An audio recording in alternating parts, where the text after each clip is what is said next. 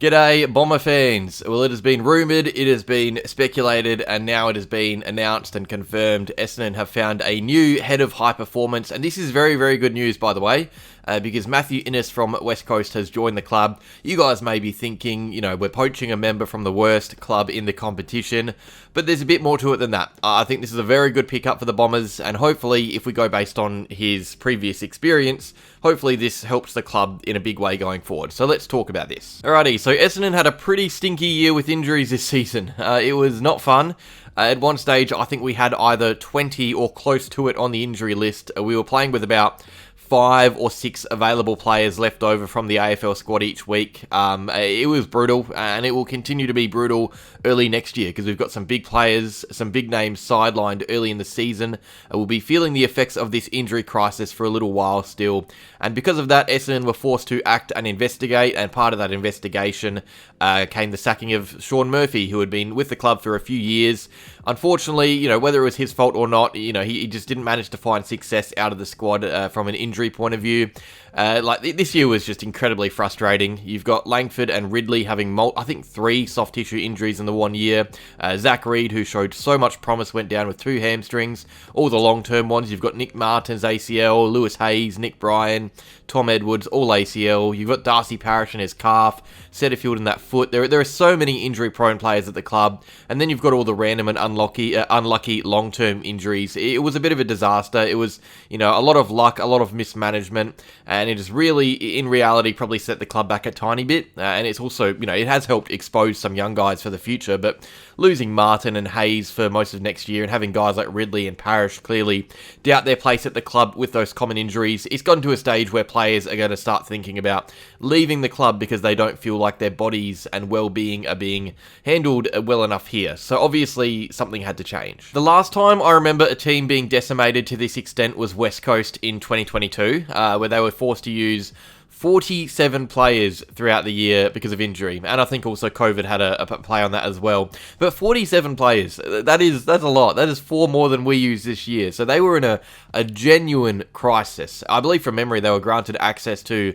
VFL and Waffle players to top up their team like we were in the drug year in 2016. A year after that, West Coast sacked their head of high performance and they brought in Dr. Matthew Inness to the club.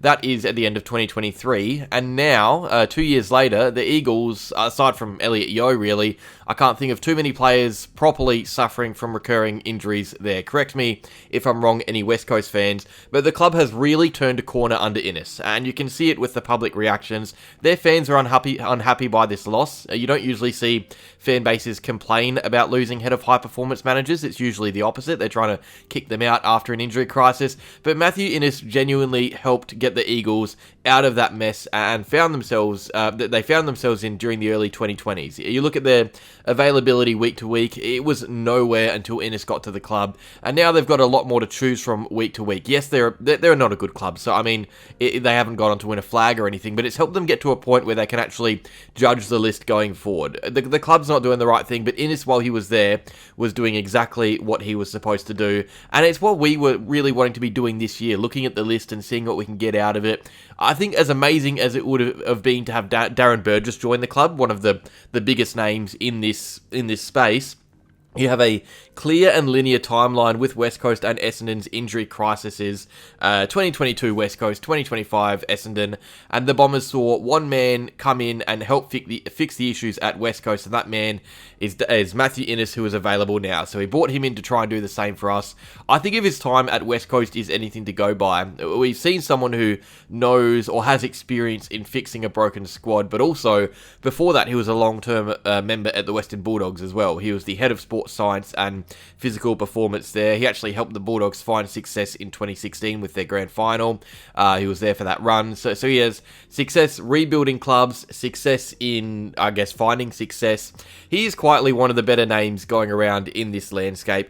I don't know too much about this stuff, but if I'm looking at resumes and history, this guy's been doing a good job. So Inness himself has some fun connections to the club. As a junior, he was a really good cricketer. He played for Victoria at domestic level. level, he was national for under-17s, played for Australia. He's actually a member of the Essendon Cricket Club Hall of Fame. He played for Essendon in the Premier Cricket League, so he is an Essendon boy, Essendon local. Post his sporting career, his own, he's mostly done footy, but he's also helped countries win Olympic medals. I think Malaysia in cycling, but I like the Essendon roots. He split his time between Victoria and WA recently through work, but he has family here. His roots are in Victoria and Essendon, so it just makes sense for him to be working back with a club, a new club, I guess, or a new and old club that he's kind of, grown up with a little bit, albeit in a different sport. His statement post-joining, he says that in the conversations he had with Essendon throughout the year, he feels like there's a sense of purpose and talks about the challenges of the season, the history of the club, the future of the club. I feel like this is someone who's going to join us and is going to be committed. If he can continue his good work while being committed, he will hopefully play a part in getting the club fit and healthy again. The way I see it, every club has injuries. Like, we're always going to complain about someone on the sidelines, but when you've got 20 in one season, there's not a lot you can do. Like there really wasn't a lot we could do this year. Something needed to change, and the issue now is, the only reason to play with the Bombers is for money or the history of the club. We're not going to be a team who demands your attention in the trade space until we find success, but until we get there, we need new ways to look enticing for players, and a good head of high performance or a good, healthy club to be at for players with struggling bodies. That would be perfect. It would not only be perfect to attract players from other clubs, but help make the squad better. We obviously will have to wait and see what Inness does. It might not work, you never really know, but it's a really good step forward. If in a year or two we see Reid, Ridley, Parish all playing consistent footy, Langford, the Bombers will be a better team. So good luck to Matthew Inness. Welcome to the club. You've got a tough job ahead of you. Hopefully he's the right man to take us forward. Just closing off on the injury news and that side of things, this isn't new news, but a few updates from our injured boys. A few of them will be going overseas to try and get their bodies right. They saw how well it worked with Reid and Ridley last year. They went there. Ridley went to Doha to fix his quads and came back with a dodgy hamstring. But no, there's a reason clubs send the players away to these facilities. These places that they send them to are the best in the world. Doha is where all the best athletes go to get themselves right. You hear about it all the time in soccer. So the club doing this is, it's good. It's not. It might not do anything, but at least they're trying. You've got Nate Caddy going to Doha. His groins. I don't know. I don't know how worried the club is about them. I'm getting kind of worried. Are they scared of maybe osteitis pubis or something? Maybe they're being precautionary with such an important player. I don't know. I don't want to think about that too much. Parish is going to America, Baltimore, to complete a short testing and rehab block. I think there was talk of Langford and Ridley going to Doha, but nothing has been confirmed there.